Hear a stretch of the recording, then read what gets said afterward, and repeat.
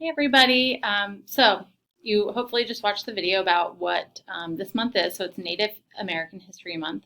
And I think the end of that video asked what you were doing to celebrate. So a couple things. First of all, you can go to Destiny, and at the top of Destiny Discover, there is kind of like a running list of books in our library that have Native American main characters or talk about something in history.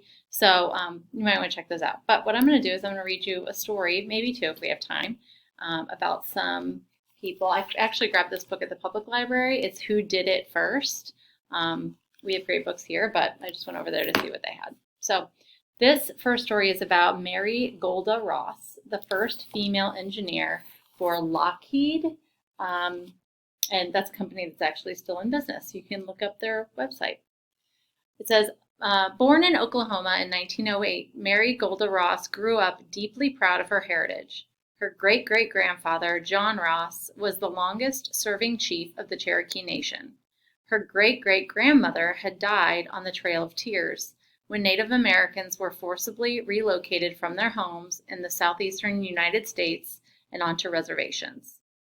Armed with a deep respect for her past, Mary pushed forward. She completed high school at the age of 16 and first worked as a statistics clerk for the Bureau of Indian Affairs. Still, Mary wanted to aim higher. Before long, she had earned a master's degree in mathematics from the University of Northern Colorado. After discovering an interest in the stars, she also took every astronomy class available to her. With the U.S. entering into World War II, Mary took a job as a mathematician at Lockheed, the famed aerospace company.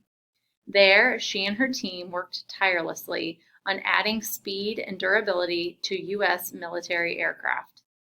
Mary then became one of the first engineers at Lockheed's famous Skunk Works, the top-secret program that produced groundbreaking planes like the SR-71 Blackbird jet, which was capable of flying more than 3 times the speed of sound. Out of 40 people, she was the only woman on the team and the only Native American. Mary would go on to help NASA prepare for its moon landing and other types of space travel. In fact, she was one of the authors of the NASA Planetary Flight Handbook. 130 years after her great-great-grandfather guided his people on the Trail of Tears, Mary helped guide her country to the stars. How cool is that? All right, I think I have time for one more. This one actually also has to do with space. His name is John Harrington. He was the first Native American in space in 2002. Like many children in the 1960s, John Harrington worshipped the real-life astronauts he saw on television. He would jump into a cardboard box and pretend it was a rocket that would fly him to the moon. Born in Oklahoma as a member of the Chickasaw Nation, John adored nature and the outdoors. When he went to college, he thought he might become a forest ranger. However, John spent more time outdoors than reading. He dropped out due to poor grades. To earn money, John began working on a survey team in Colorado. The state was widening a highway and needed someone to rappel down cliff faces to take measurements. There, hanging off a canyon wall and calculating distances, John discovered that he really enjoyed math. He returned to college at the University of Colorado, the same place as the other guy. John had not forgotten his childhood dream of reaching space. After graduating with a degree in applied math, John joined the U.S. Navy as a pilot and engineer, logging over 3,800 flight hours in over 30 different types of aircraft. In 1996, NASA selected him as an astronaut for the 16th shuttle mission to visit the International Space Station. Having found his path on his own terms, John became not only the first Native American in space, but also the first to walk there.